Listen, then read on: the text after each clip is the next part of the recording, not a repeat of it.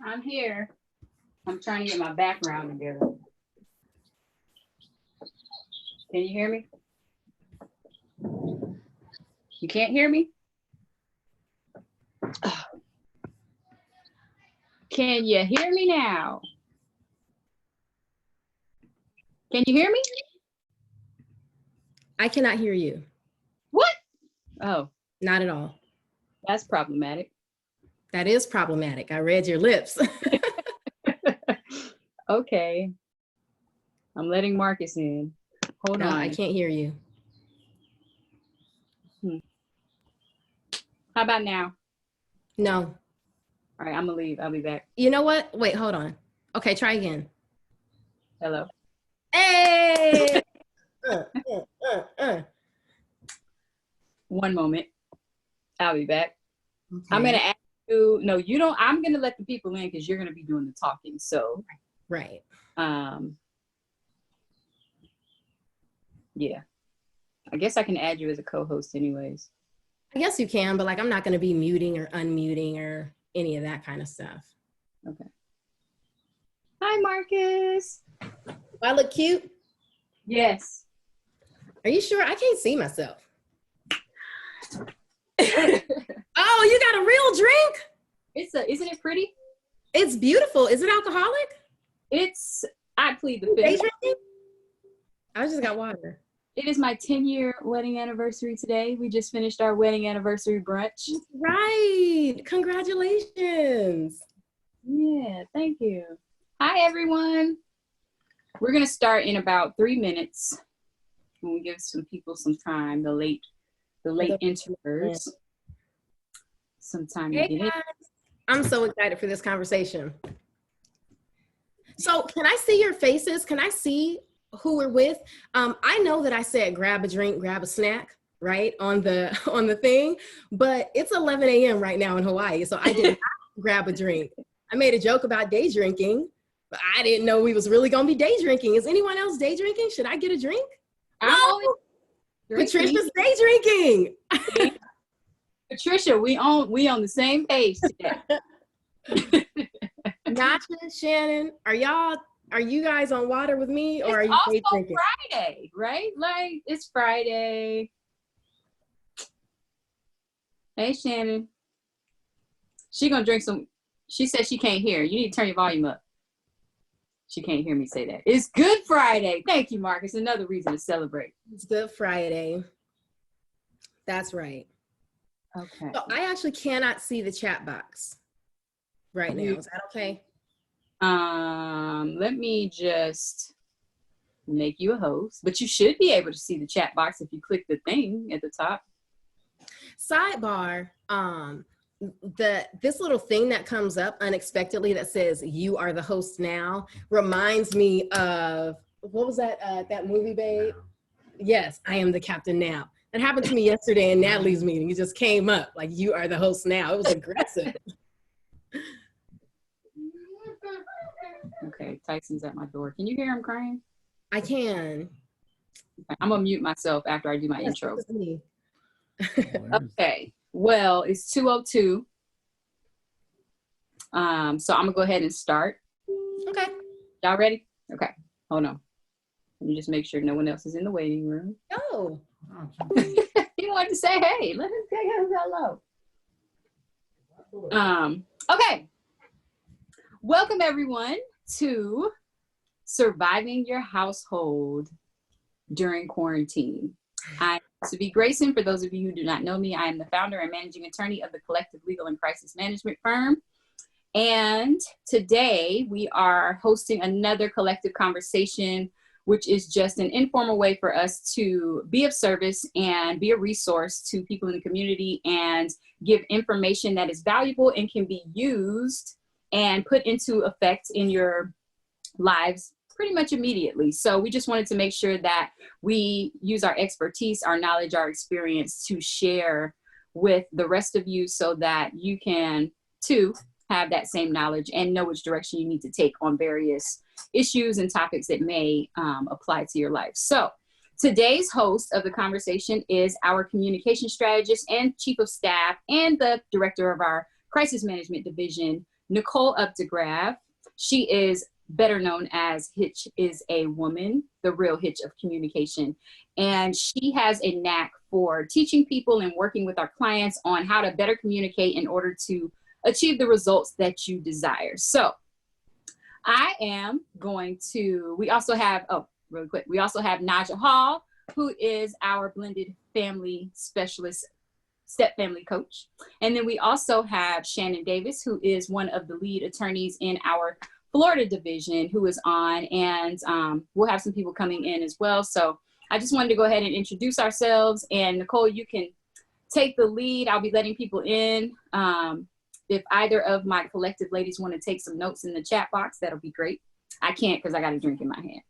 Okay. No, but for real though. So anyways, I hope you guys enjoyed this conversation. It's again informal. Nikki's gonna jump right in and then we'll take questions.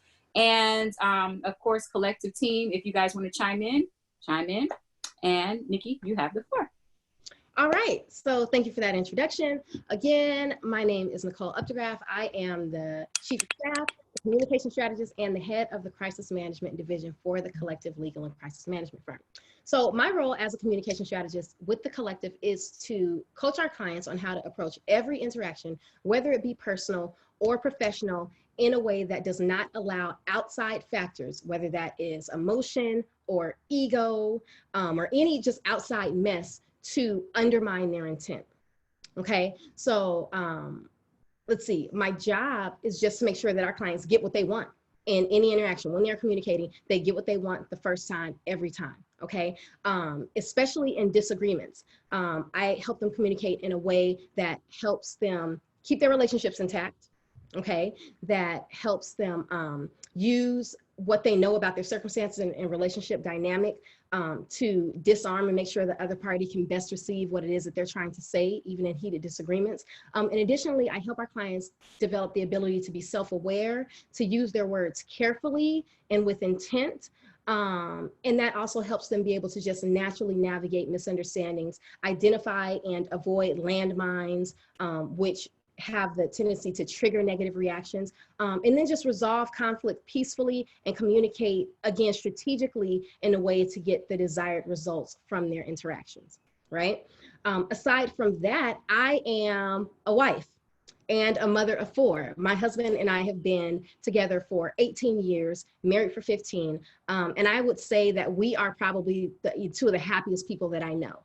And the key to our happiness and success as a partnership, and I would say the key to our happiness and success as a family during this quarantine, is 100% in the way that we communicate with one another.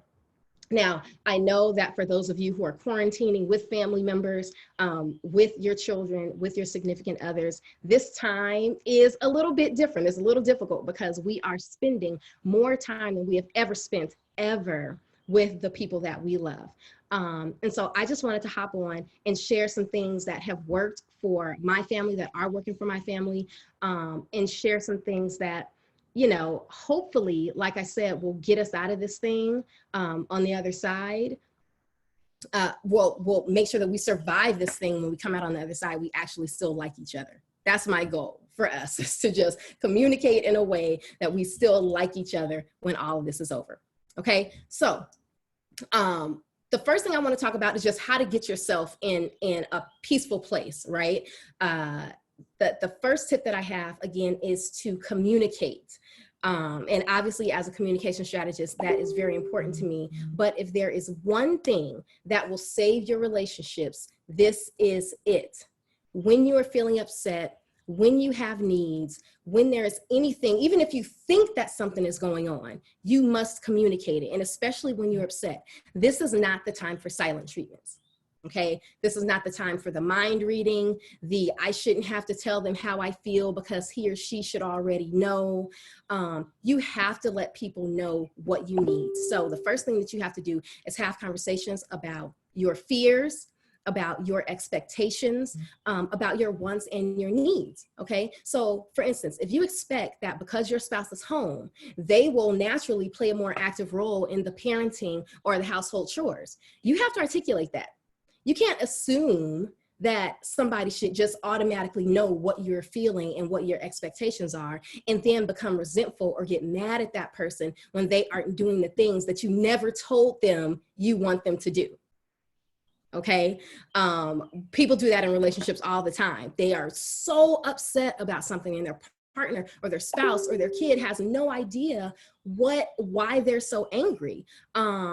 And then when it boils down to it is because they never actually told them that this is what I want from you. This is what I expect from you, right? And so that's number one, communicate your wants, your needs, your expectations. You have to make sure that your family is on the same page. Making space for communication, especially during this time, allowing your family members the space and the freedom to voice their fears, again, their expectations, their concerns. It gives everybody the opportunity to not only meet each other's needs, but also to have their own needs met, okay? So, number one, communicate, okay?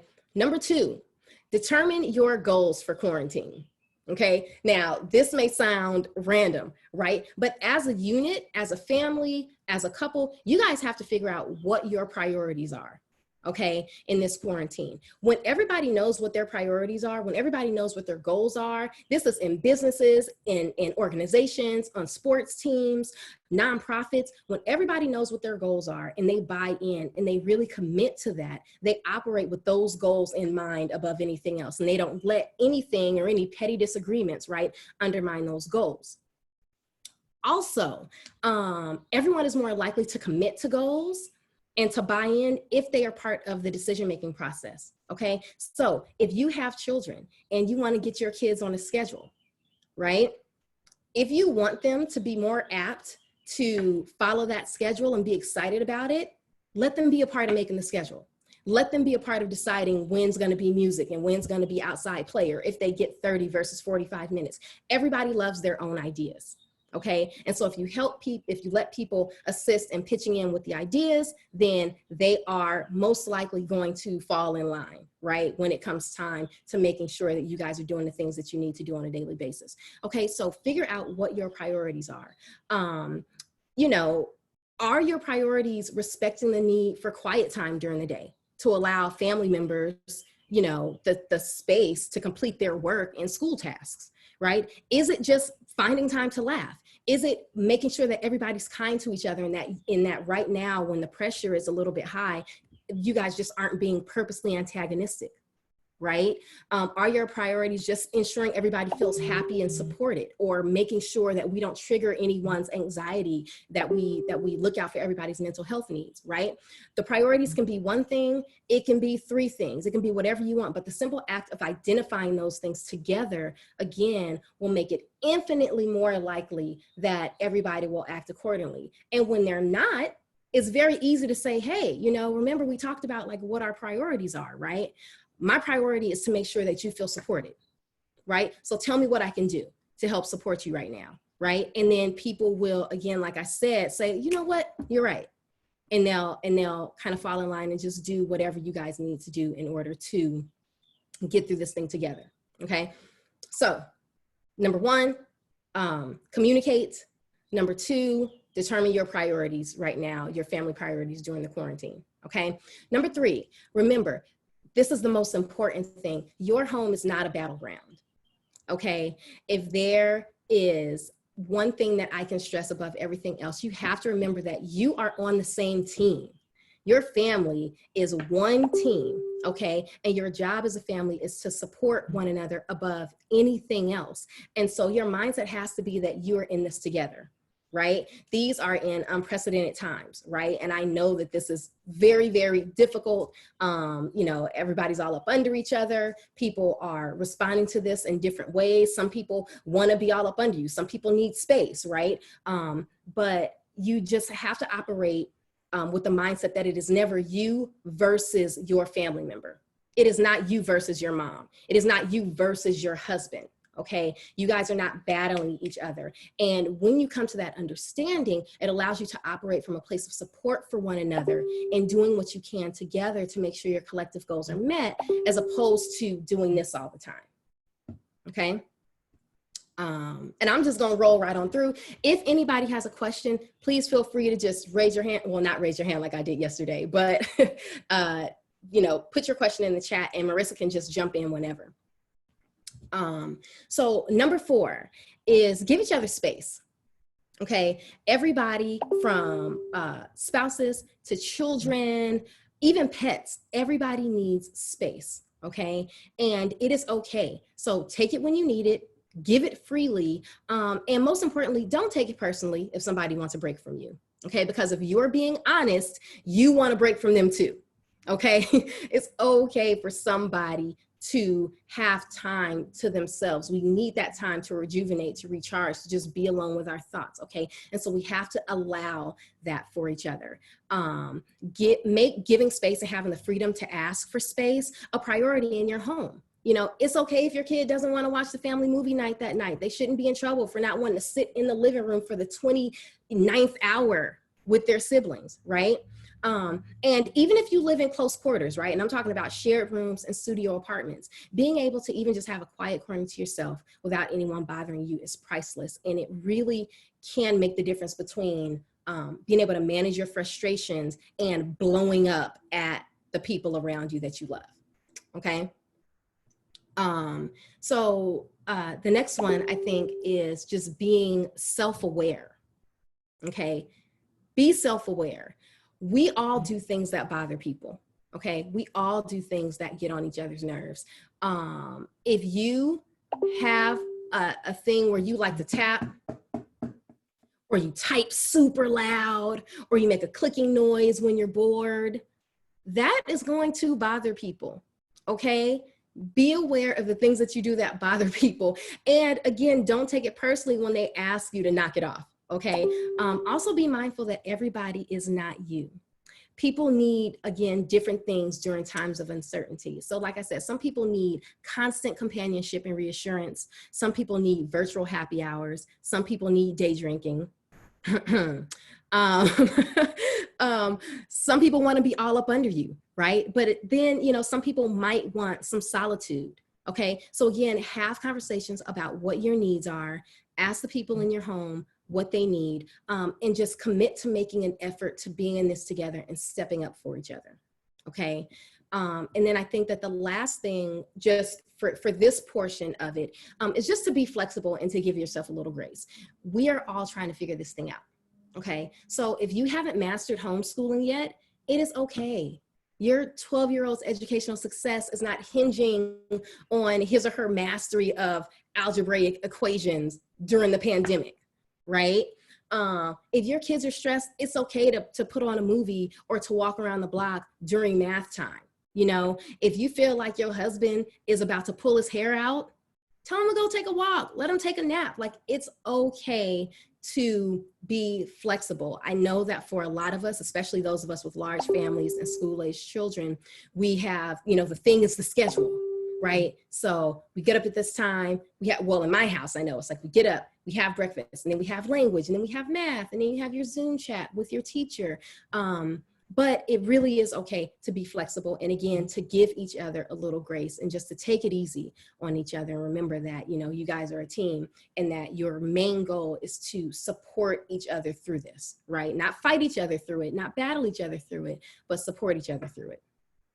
Right, so any questions so far? Yes.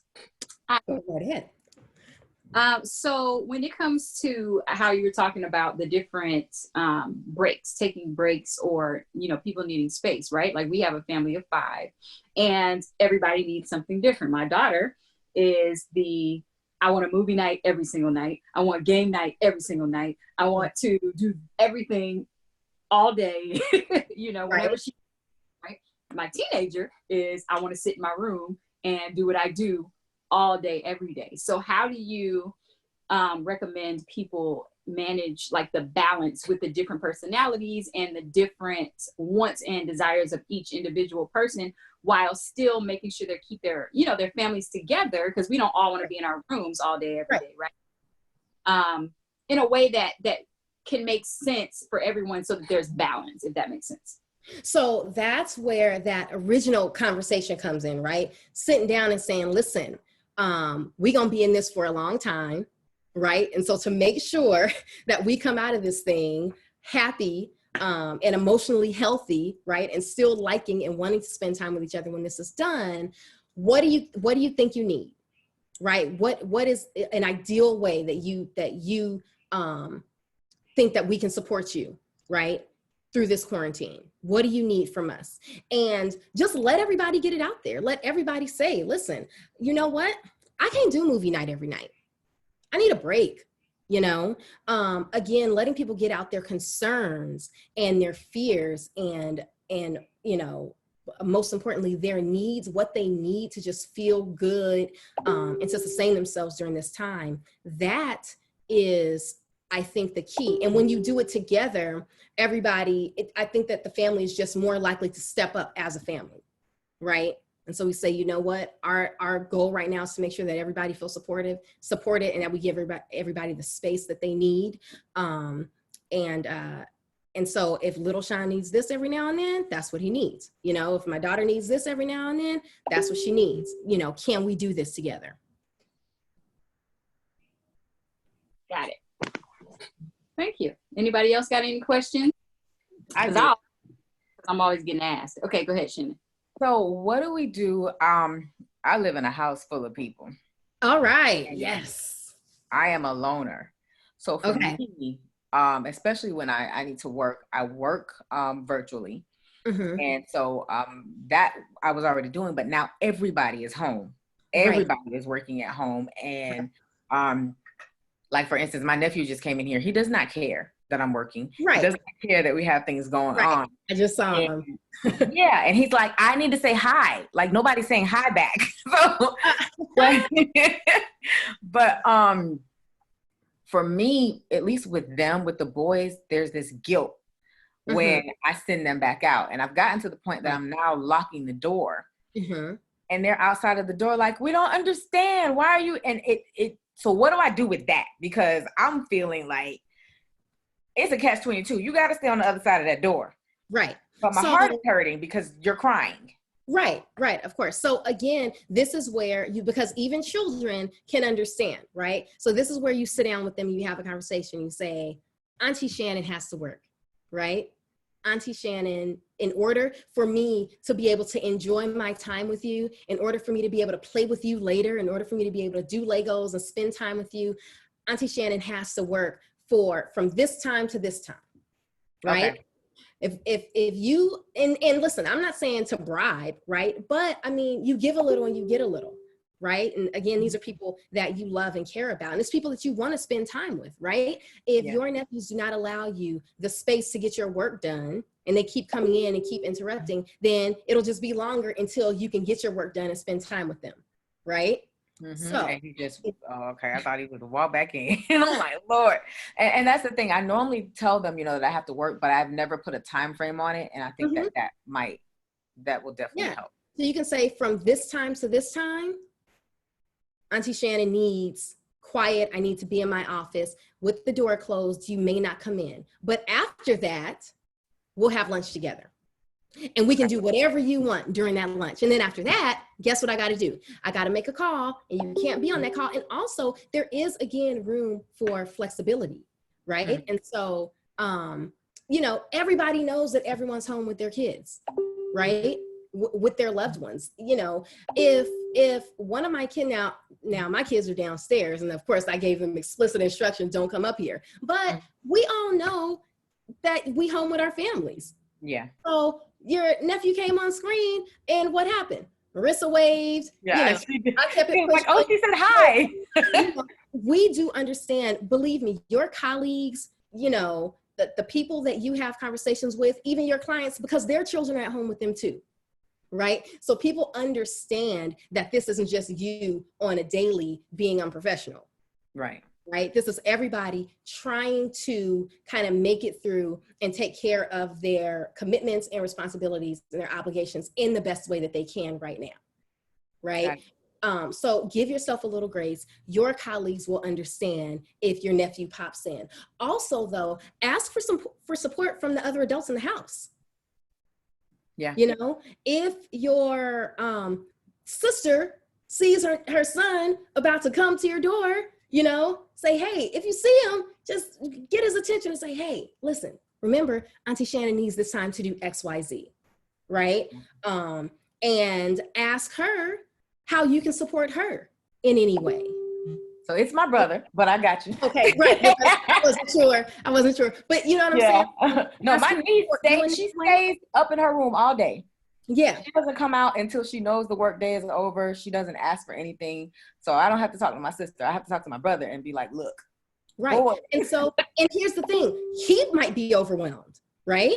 And so ask him how you can support him and then let him know how he can support you. Got it. Okay. Thank you. You're welcome. Yeah, I've gotten to the point now where like now is cool, right? Because we're in quarantine, everybody's working from home. But I work from home a lot anyways when I'm not in court or if I'm not in a meeting or something, just because you know, I have a younger son who's on the autism spectrum. He has therapy every day. So I typically I just always give a disclaimer when I first hop on the call. Hey, working from home today. In case you hear kids running around, I have 3 of them. That's what's going on. And then I just continue with the conversation like that's just what it is. And people I do facing the conversation with that. Nobody cares. I used to think that people would care, right? I used to go to a room and hide. I used to go, you know, lock myself in the garage or wherever I could that was quiet so that, you know, it wouldn't be any kids around. And I was like, I'm not about to be doing all of this all the time. So I just let people know, you know, ahead of time now, and that has definitely helped too. So kids don't listen. I done told them to be quiet. I hear my kid yelling at the video game. I hear my daughter arguing with somebody in the kitchen. I'm like, what is happening? I just told y'all I'm about to do a video right now. Yeah. Right. It is what it is. And that's why he just walked on in here and he was like, yeah, I'm going to just climb in your lap right about it. Sat on your lap, waved. But listen, everybody is in the same boat right now. So you can, you know, you can relax about that. You don't have to feel any anxiety over that and be like, oh, or, you know, be like, oh my gosh, this is unprofessional or whatever. Everybody who has children at home is dealing with some version of that and everybody understands. So again, it's just being, part of it is being easy on yourself, giving yourself a little grace, you know, in those moments and trusting that people will understand. Got it. Okay, we had another question in the chat. It is from Naja. She says, question, why are teens prone to staying in their rooms? How much should we allow the 13-year-old to stay holed up in their room? How do we encourage engagement and ensure that they are in a healthy space? That is a great question because that balance struggle, like I know I remember when I was a teen, right? And I used to try to I used to be in my room, but I also loved being around my family just because me and my family are super close. My older son, he loves us, but he likes to be in his room on his video game, on his phone, on his Snapchat, on his this. And sometimes I'll be like, dude, you don't never come out your room, but that's his happy space. So how, you know, what do we do? So I think that some of that has to do with age, right? I think when I was in middle school, you know, and into my early stages of high school, same thing. I withdrew a little bit from my mom and dad. I went home, I went in my room, I did my homework. I used to play solitary, you know, on my whatever. We didn't even have computers back then. I'm dating myself, but, you know, whatever. So part of it is age, but part of it can also be personality. Okay. Again, I think that it all goes back to the conversation, right? If you want to just talk about like what your priorities priorities are as a family. Naja, when you have the conversation with, your husband and your, bonus babies, you literally can just sit and say, hey, like my priority right now is to really be able to spend time with you guys, right? So how can we do that in a way that you don't feel stifled, in a way that you don't feel that we're up under you all the time? Because I want to see you every day. I want to make sure that you're doing okay emotionally, all of that. I want to have fun with you, but I also understand that, you might need a little solitude every now and then. So tell me what you need, right? And I'll see if I can give it to you. But these are our priorities. How can you help us achieve those priorities? So. Awesome. Another question. Deborah in the chat says, I feel like I need a schedule for my adult college age children to be far away from me for a day. Is this healthy? Listen, again, everybody is going to deal with this in their own way, right? So as long as you are not being aggressive towards your family members, as long as you are not drinking yourself into a stupor every night, I think that we can kind of be very flexible with what we consider healthy. It is okay to want to have space from the people that you love and care about. Okay. And one of the tips that I had earlier, that I shared earlier, as a way to survive this thing is to give each other space.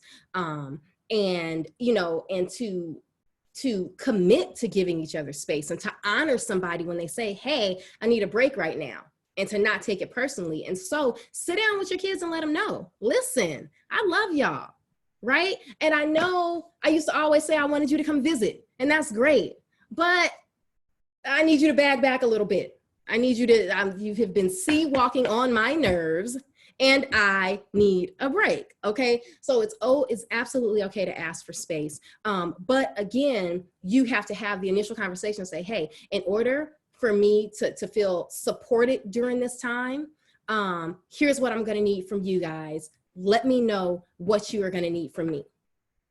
Okay. And then let them know exactly what you need. Hopefully let them know what you need before you get to the point to where you want to blow up. So is it fair to say that at this point, everybody, if you haven't already, and you're feeling any type of overwhelm or just smothering or, just uneasiness about the whole quarantine, I know that you went through your points, and I'm going to have you go back through those again, because I did, since I marked you as a host, everybody was waiting in the waiting room. Oh, so nobody in? Yeah, so they missed it. So I know that one of your tips was to obviously communicate and have that conversation, but are you saying like literally sit down and we just have like a family meeting? Literally sit down. I'm saying literally sit down right now, where you're starting to feel a little bit over, because nobody did it at the beginning because nobody knew what was happening, right? When the California schools told their students that they were shutting down and they couldn't come back, the Hawaii schools we were on spring break that week. So it was like, oh, well, it's normal for us. And in Hawaii, we only had, I think, 2 cases at the time. So our schools said, hey, other schools are shutting down, but we expect to still come back on Tuesday. And then on Friday, it said, you know what, maybe it'll be the following Monday. And then the following Monday. So we didn't anticipate. And even now, the Hawaii schools have not said that they're going to be shut down through until next year. We know that it's going to happen because, we just know that it's going to happen, but nobody has made that determination officially for our schools. And so it's not like we knew that this was going to happen, and we, had the foresight and wherewithal to say, you know what, we're probably going to get on each other's nerves. Let's kind of just sit down and, put together a family plan and make sure we're on the same page, right? We just kind of rolled into it. And now those little things are becoming big things. Right? And the sound of your kid running up the stairs is really starting to, and you feel like you might snap, right? And you're thinking to yourself, like, you hear stories of people joking like, oh my God, my marriage might not survive this. So you hear that, divorce rates are climbing and you're not there, but you're kind of like, maybe I get it, right? My family is watching, by the way, not us, right? But somebody, right? And so I think that right now is the time to just gather your family up and say, look, we got a long road ahead of us. Okay. I just want to know where everybody is. How do y'all feel? Do y'all feel good? Is our energy right? You know, or do you think that there's some things we need to put in place to make sure that we survive this thing? And just be real, right? Y'all love each other. You should be able to communicate. You know, you should be able to say, yo, big brother or little brother, I want to be able to still like you when this is over. So what I'm going to need for you to do is, when you know that I have to work uninterrupted for 45 minutes and you see your son, as much as I love him, come to the door, I'm gonna need for you to just grab him up real quick. Give me the space to do my work, right? So you guys just let everybody, again, say what their expectations are, say what their fears are, and say what they need in order to be supported, okay? And then make a commitment as a family. You know what? This is what we're gonna do. Our job is to make sure that we do whatever it takes to make each other feel supported. Okay. And I'm telling you, if you guys make that commitment, when one person needs a little extra support, it will be like this, that everybody will rally to make sure that they do that, because you guys already determined that this was your priority right now, right? More than the Zoom chats, right? For English, more than anything else. You know what? Shannon said that in order to be supported, she has to have this time to get her work done. It helps with her sanity. It helps with her livelihood. So that's what we got to make sure we do for her. Right? My teenager need every 2 hours. My teenager need 1 hour just to be by herself and not be bothered. That's just what she needs. She want to talk to her friends without, you know, her mom over her shoulder. She want to, and so you know what? That's what I'm gonna do. But after that 1 hour, what I need from you is to come and be up under me, because I wanna know what's going on. And just really quickly, another thing, this is totally just off base, not off base, but just a way to communicate with your kids for people who have children that they're having a hard time communicating with. One of my really good friends that I've known my whole life is a social worker. She works with children, and something that she told me when my oldest was probably 4 years old and Charlie is now 15. In order to get your kids and even their friends used to talking to you, we do this thing called sweet and sour, right? So not every day, maybe every other day, maybe just whenever we think of it, I will just say, hey, everybody, sweet and sour. And sweet and sour means you tell me 3 sweet things that have happened. That means 3 good things that have happened since the last time we did it, and 3 sour things, 3 not so great things that have happened since the last time we did it. And everybody joins in, right? And so I do it. I'll start first. If I feel like nobody has anything that they want to share, I'll start first, and they'll start, and it just really facilitates conversation. And if you do it enough, your kids understand that now, you know, this is what we do. So now when my kids are at the age where they would normally pull back, that we just do sweet and sour. It's just something that we do. So I'll come in and I'll be like, hey, Sierra, sweet and sour. And even though she's 12 and she might not want, it's natural. It comes natural to her, right? So having space to communicate often about anything really, really is helpful. And I think it's key in order to just making sure that you know what's going on with your family members. I'll say that I remember you told me the sweet and sour tip. I think it was like 2 years ago, and I started using it with the kids. Now it's so funny because like even like my oldest son, he's 16 now, and I didn't think that he was going to like take to it too. Now he'll come home from school and be like, oh man, I gotta tell you about this sour stuff that happened today. Right, I got sweet and sour, Mom. Yeah, and he just will like literally fire off all of the stuff that he just was so irritated with, so done with for the day. So now, you know, I don't even really have to probe it as much. We still do it, but now it kind of comes naturally. Like the kids will be like, oh man, I had 28 sours. Right. So it's, you know, a cool little tip. So I want for you to just do a quick recap on the tips that you gave at the beginning. Okay.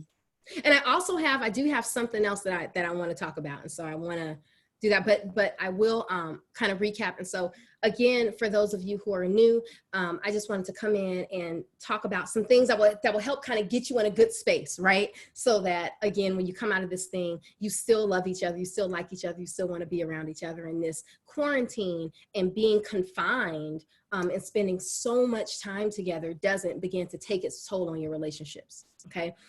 So the first tip, number one, is to communicate. You have to let each other know your expectations, your fears, your concerns, your wants, and your needs. Okay. Expectations are key. Like I said, if you expect that because your spouse is home more often, they will take on more of the parenting responsibility or more of the household chores, you have to say that. You have to make sure that they know your expectations, and you got to communicate it. Now is not the time to just get mad because they're not doing something and give them the silent treatment, because that energy will just stay. It'll say, I ain't going nowhere, right? So now is not the time for the mind reading games. I shouldn't have to tell them how I feel. He or she should just know. It ain't no rules right now. He or she don't know nothing. He or she might be worried about a million other things, and they aren't thinking that you counted that you put the dishes away after dinner for the last 5 nights, right? He's just been waking up in the morning super relieved that the dishes was put away, right? And so you have to let people know what your expectations are and not expect for them to do things that you haven't told them you need them to do. Okay. And so communicate. Again, make space for communication and allow your family members to tell you the things that they need to be supported, or to feel supported without, without feeling that they're asking too much of you. Okay. Number 2, determine your goals for quarantine. So again, what are your priorities? Are your priorities just to laugh every day? Yeah, it's fine it's fine doing Zoom stuff, but you know what? I'm okay if you I don't want to say I'm okay if you miss a classroom assignment, but are your priorities making sure that there's quiet time during the day so that people can get their work done, right? And their schoolwork done? Are your priorities just being happy or just feeling supported? Okay. Once you guys know what your priorities are as a family, everybody will be more likely to work together to meet those collective goals and priorities. Okay. Number 3, remember, your home is not a battleground. You guys are on the same team. Your goal is to support one another. And so your mindset has to be that it is never you versus your loved one. It is never you versus your loved one. If anything, it's you versus this situation, but you guys are working together. You guys are supporting each other to make it through this thing. Okay. Number 4, space. Give each other space. Everybody needs it. Take it when you need it, give it freely, and do not take it personally if somebody needs a break from you. Because like I said earlier, if you're being honest, you need a break from them as well. Okay. The next tip, number 5, was just to be self-aware and mindful that everybody is not you. Everybody is not going to want the same things. Everybody's not going to need the same things to feel supported right now in this time of uncertainty. Okay. So some people want to be all up under each other. Some people want to be the hell away from each other.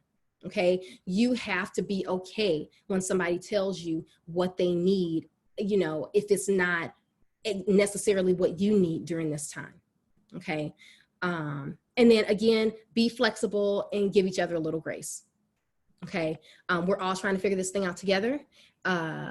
More often than not, the people around you will, be understanding. If your nephew pops in on your work Zoom chat, other people have kids in the house, right? They will be understanding. Listen, we all remember that one guy was on CNN and he had 2 babies run in his interview with Anderson Cooper or whoever he was with, and his wife or some lady came in banging around, trying to, back the baby up. We've all seen that happen. Okay. Everybody's at home with their families. And so cut yourself some slack, treat each other with compassion, but, give yourself a little grace and give each other a little grace.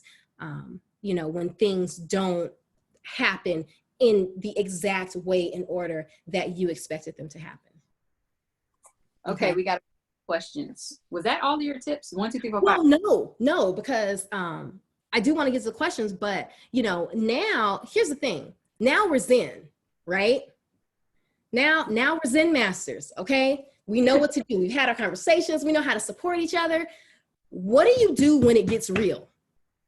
What do you do when ish get real? When you've had it up to here, right? When your significant other is working your nerves, when you feel like you're about to go off on your child, how do you have a conversation about behavior that needs to change, right? When you feel like you're about to go off, how do you do it without going off, without saying something that's going to ruin your relationship, right?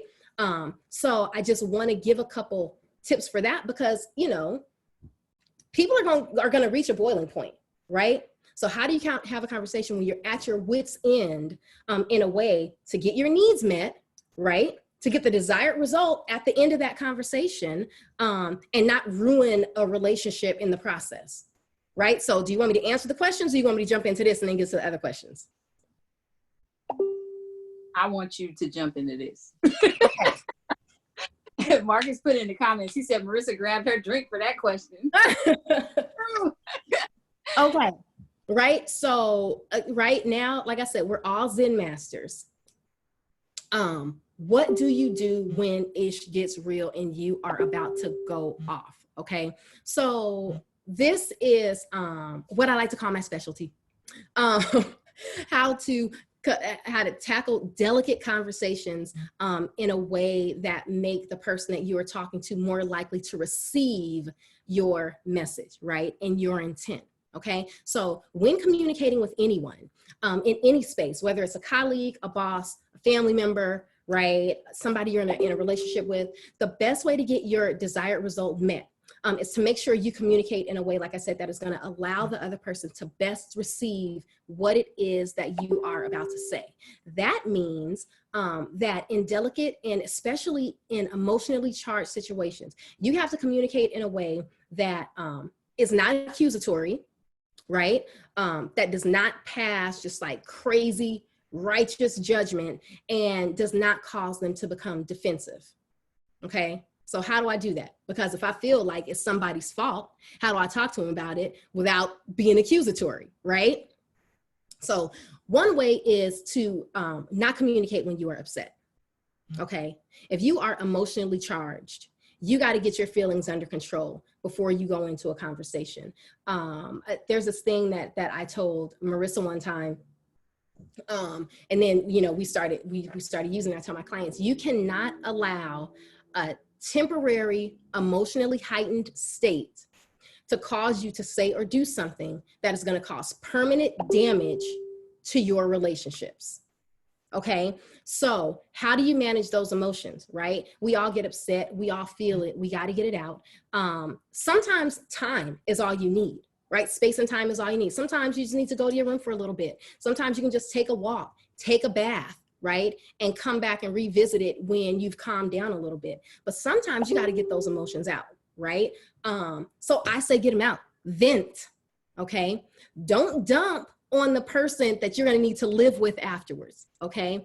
But sometimes you do need to vent. Now, the best way to vent is to find someone that you trust, someone that will hold what you say in confidence, okay? Someone that will not throw things back in your face later. Also someone who knows the person that you are venting about, okay?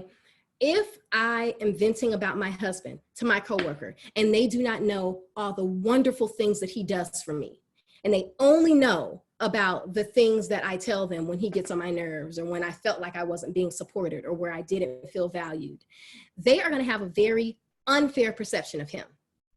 And every time I have a conversation, they are not going to be in support of my union, okay?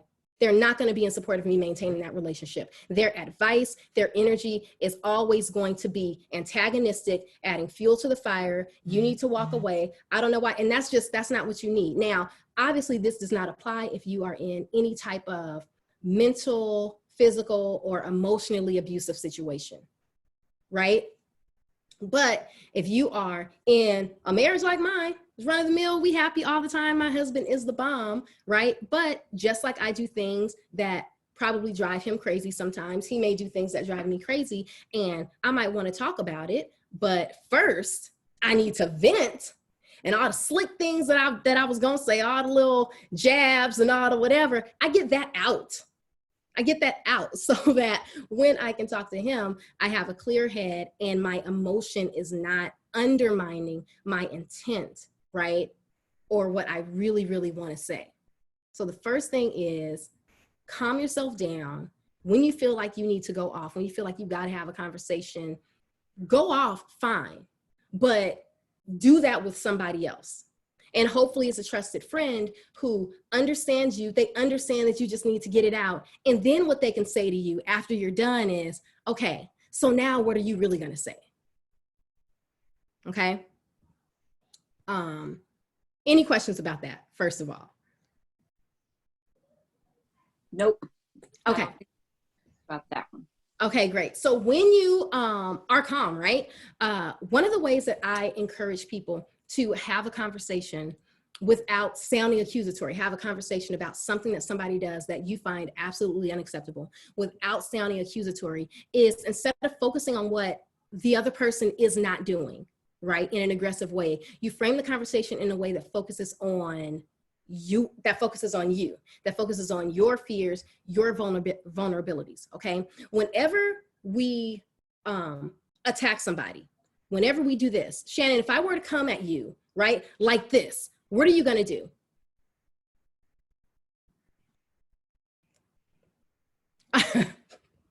Right, you're gonna fight back, right? You're gonna instantly be on attack mode, right? Whenever somebody feels like they are being attacked, right? Whether it is your energy, whether it is your tone, in any situation it is, even if what you are saying is true, their hands are gonna go up. Their instinct is to be defensive and to protect themselves. Nobody's just gonna sit back and receive, you know, daggers being thrown at them, even if it's true. Okay, so again, if somebody talks about us, or if somebody is communicating with us aggressively, our initial instinct is that we feel like we're being attacked. And when you're being attacked, you put your hands up, you protect yourself. And like I said, even if what the person is saying is true, you're not receiving it.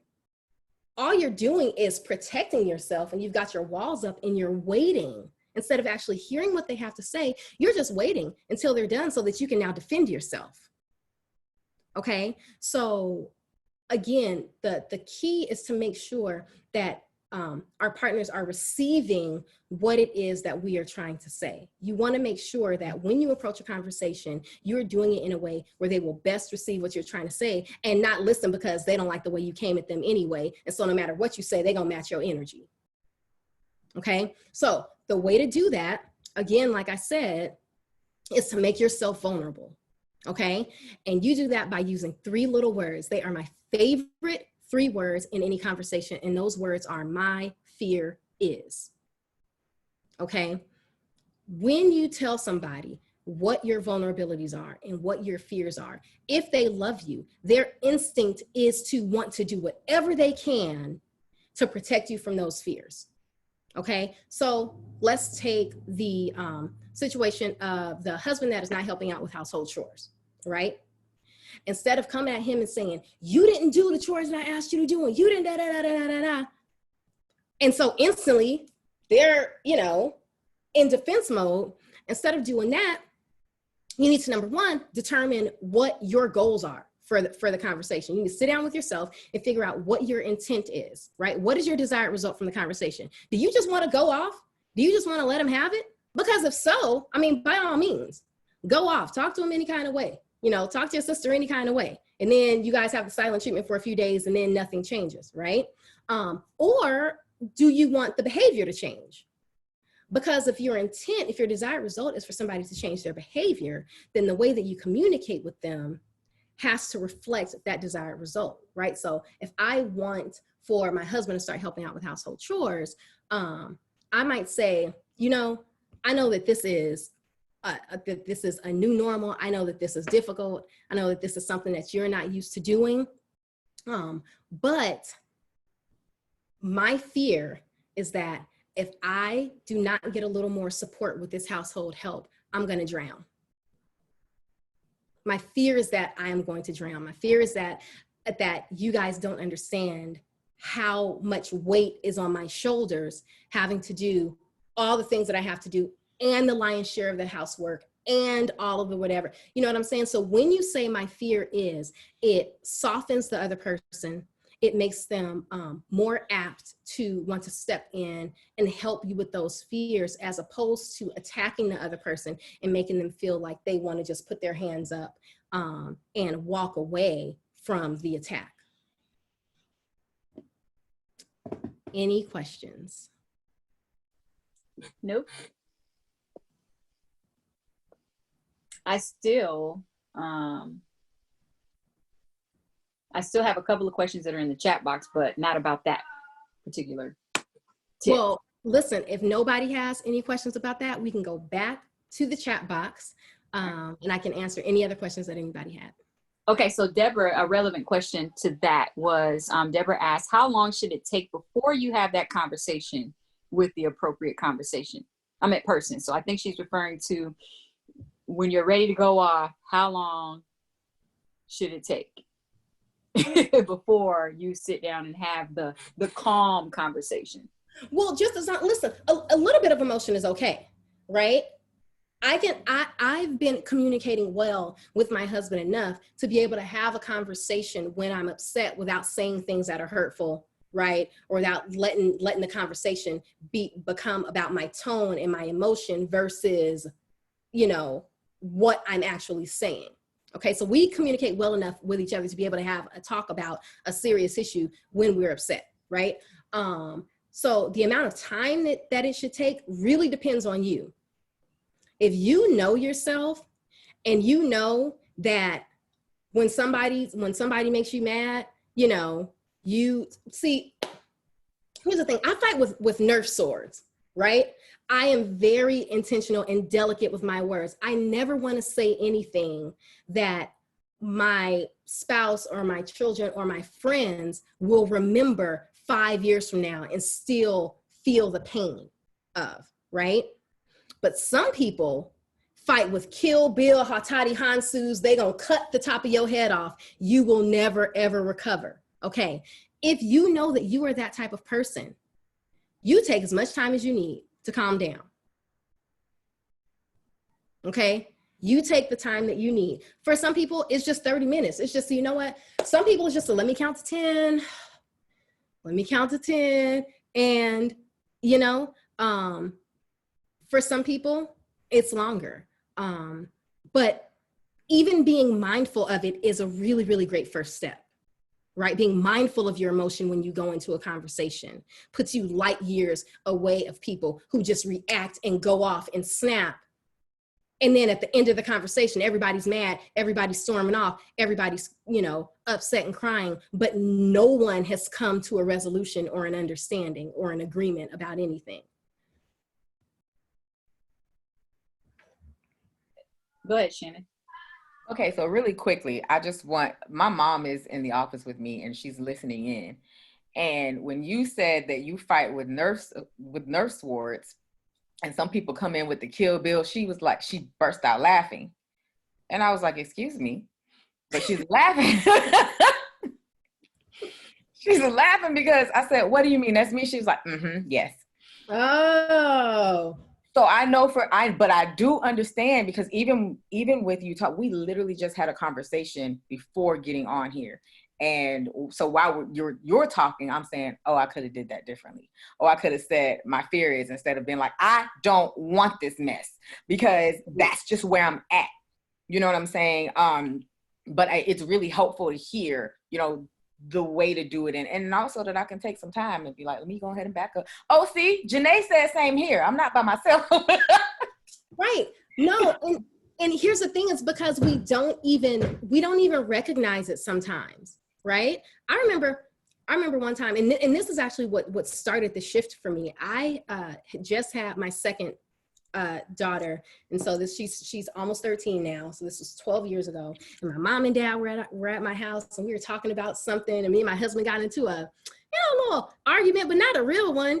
You're witty. You saying slick stuff back and forth. And so he said something, I said something, and it was over. And he took the kids to bed, and I felt good about myself. And my dad looks at me, and he was like, "Man, that was good. That was a slick remark. That was good." I was like, "I got him." He was like, "Yeah, you feel good about that?" I was like, "Yeah." He was like, and he was smiling at first, and then he said, "You know what? Let me tell you something. You keep talking to your husband like that, you're gonna mess around and lose him."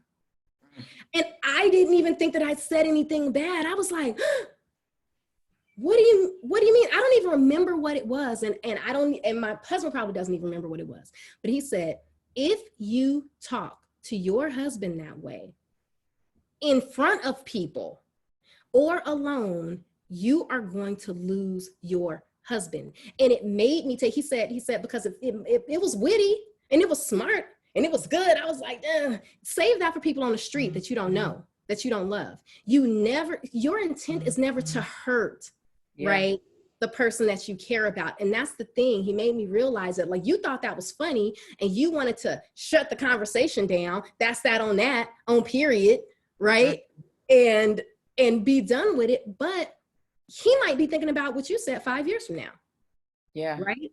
And so you can have a conversation with somebody. You can tell them that their behavior is unacceptable. You can tell them what your fears are about a certain type of behavior, right? When you say something is unacceptable, why is it unacceptable? Well, my fear is that if you continue to do this, then I will respond in this way. My fear is that if you continue to do this, then I will begin to feel, unloved and unvalued and resentful. Right? Insert whatever feelings you have about it, but you really have to figure out what your intent is. Your intent, typically, whenever we are communicating, we're communicating for a reason. We're not just talking just to talk. Even when we're mad, we're not just saying it just to say it, right? You're communicating to teach most times, to inspire, to share a story, or to get a desired result, to get somebody to change their behavior. If you want somebody to change their behavior, causing them pain is not going to do it. All that's going to do is just remember all the times that you said something that caused them pain, right? Yeah. The behavior that you're trying to change will remain. And I remember one time I had a conversation with somebody. She wanted to go off. Her mother-in-law did something that made her so upset. And she wanted to go off. And she said, I just need to have this conversation, tell her that I'm not the one, and she can't do this, and da-da-da-da-da. I said, okay, and then what? After you go off and you let her know that you're not the one, then what? Is the point of the conversation just to let her know you ain't the one? Or is the point to get her to change her behavior? Because if you want her to change her behavior, going off and letting her know how you ain't the one, she already knows that she's wrong, right? As soon as you start the conversation, she will know that you aren't the one, right? So that may not be the way to change the behavior. You really need to think about the person that you're talking to, your relationship dynamic, their triggers, right? How they care about you. When you determine the type of conversation, the way that you want to tackle, an issue that you need to talk about. It's not always, you piss me off and I'm coming in guns blazing. Because a lot of people do that and then they have the same arguments over and over and over and over and over again. Good stuff. Good stuff. Deborah said she needed to hear this because she pops off. Right. Listen, and sometimes we all need it. I'll pop off too, but you know who I pop off with? Marissa. I call her on the phone and I'm like, this person done tried me. I get out all the stuff, all the slick stuff I want to say, all of that. And then it's like, okay, but for real.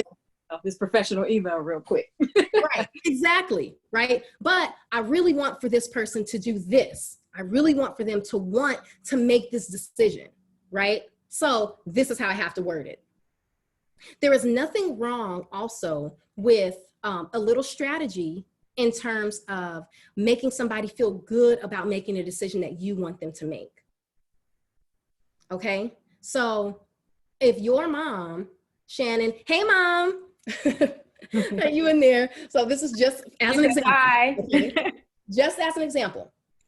But if your mom is driving you crazy, right? She coming in, you're trying to get your work done. She's just not giving you a minute to breathe. She want to talk about her new hairstyles, her new dress, her new this and that, and it is driving you insane. Instead of going off and saying, Mom, I need you to leave me alone for a second. I need to just get this done. What I need for you to do is say, how you know I talk like that? Well, I don't. I know. Just, what I need for you to say is, go to your mom who loves you, who wants to support you more than anything else, right? You are her baby, and she's going to do anything to give you what you need, right? You know this dynamic about her. She's going to do anything to give you what you need and to protect you and make you happy and to see you thrive, right? So you're going to say, you know what, Mom, I've been under a lot of stress and a lot of pressure, and I'm having a hard time getting my work done. I just don't have the space. I don't have enough alone time. I don't have enough quiet time. It's like every time I turn around, somebody's in here, And my fear is, because work is helping me mentally. Work is part of the thing that's helping me get through this. And my fear is that if I don't have a few hours a day just to sit and get my work done, that I'm going to be in a bad place, that my energy is going to be off, that, that my anxiety might get a little bit worse, and I just want to be happy during this thing. And my fear is that I'm just going to get resentful and not happy. You know what your mom is going to do? She's going to be like, baby, you ain't said nothing but a word. Who do you need for me to make sure don't come into this room while you work? Yeah. And she will walk out and she'll say, you know what, everybody listen up. For 4 hours a day, don't nobody bother my baby. This is what she needs, right? And it's her idea. It's her idea. It's not your idea. You just said, man, these are my fears around this certain issue. And they said, I'm going to take care of it. And they wound up giving you what you wanted without you having to fight for it. Right? And it was their idea. I'm fine with my husband feeling like he came up with it, feeling like he was the one with the idea, right? Feeling like he had the last word in the argument. As long as at the end of it, I still get what I want. My ego is not, I don't care. If somebody feels like, oh, well, you came to the table, you were the one that had to start the discussion, you were the one that extended the olive branch. So what? Did I get what I wanted at the end? And everybody feels great about it, and my relationships are intact, and I got harmony in my home, okay. Meanwhile, somebody else is giving the silent treatment because they don't want to be the first one to say, you know what, I think we should have a talk. And 5 days later, they still in the same place they were before, right? So again, it's really about doing whatever you need to do, understanding what your intent is, what you want from a given interaction, and then just operating in a way without ego, right? In a way that will allow you to communicate in the ways to get what you want from that interaction. Does that make sense? Because It's good. I love it. Okay. Okay. Let me go back to the question because Natalie Howard had a question, and her question was related to, she said, 4th grade only child over here. I'm her best friend and I'm running out of ideas. Activity suggestions, we're over the slime making. Girl, I'm so over the slime making too. I don't have to do it no more because my child has mastered it. But boy, at the beginning, I swear we made slime every day. We done made fluffy slime, creamy slime, sparkly slime, texture slime, like what? So yes, any ideas? Okay, so I have 4 kids and they do a lot of playing together, but ideas for solo play, right? And even like, play with your parents. Puzzles are great. How old again, Natalie? 4th grade? I think she said 4th grade. Let me look. Okay. 4th grade or 4 years old? Hold on, let me look. Because that's a huge difference. Right. 4th grade. The 4th grader. Okay. Years old. Okay. Puzzles are great. Stories are great, right? chapters, like chapter books. I had this idea. I haven't shared it with my kids yet, but I have this idea. My kids are really into like writing, writing stories, reading. And I had this idea where I would start a story, right? And then they would write the next chapter. Right? Or I would give them a writing prompt. I don't know if if your daughter likes to write, but writing prompts are awesome. Right? She does not, but you know what? Her mother is an attorney, and so she's going to write. That's what she's going to do. she might want to do it with you, right? So she might not like writing, but she might love My Little Ponies, right? Absolutely, absolutely, yeah. Dragons, right? So you might say, okay, I want you to write a story. No, you say, give me a story idea. And her story idea is, okay, I want to write a story about a My Little Pony who had to fight a dragon to find out who was going to make the slime for whatever competition, right? And you say, Mommy's going to write the first, page. And then I want you to write the next 3 pages. Guarantee that'll give you at least some hours. Right? Absolutely. That's a great idea. Yeah, but also there are people, if you do a couple hashtag searches about like quarantine art, quarantine reading, there are people who are coming on regularly doing like story time for kids. Mm-hmm. Rachel Cargill is doing one where she's reading, little books. She's all about, uplifting, the culture. And so all of her by Black authors with like, little characters who look like your daughter. And so she does a story time every couple days. And they're all on her page. There are some artists that are doing free art lessons for kids. I'm going to start doing art lessons for kids, just free, on Instagram Live or just posting it in my story. So a lot of people are doing things, coming up with creative ways to keep kids occupied. Very cool. Another thing is meetings, right? Call up one of your kids' friends' parents and have them do like a virtual meeting. You know? Mm-hmm. They can watch a movie together on Zoom. That's a good idea. Where they can see each other, right? One person share their screen, right? And they're watching Disney movie, but they can see each other and see each other's reaction. And right, exactly. Because she's definitely missing her friends from school. Every time they have a little Zoom meeting, for their classes or whatever, they're like, they're just loving seeing each other, even for those 15, 20 minutes a day. So that's a really good idea. I think I'll definitely take you up on that. Thank you, Nicole. Appreciate that. Natalie, Netflix also has this new feature where it's like Netflix party or something, and you could watch the shows together. My daughter's been doing it for the last week with her friends, and they all just sit on Netflix. They pick whatever show they're going to watch, and they can watch it together, and it shows it in the same time, so they don't have to try to start their movies. Back in the day, we had to start our stuff at the same time. Oh, cool. So is that through the Netflix app? Yeah. They just started it. Okay. Yeah, I'm going to check that out. Y'all appreciate it. Definitely. All right. Does anyone else have any questions? Going once.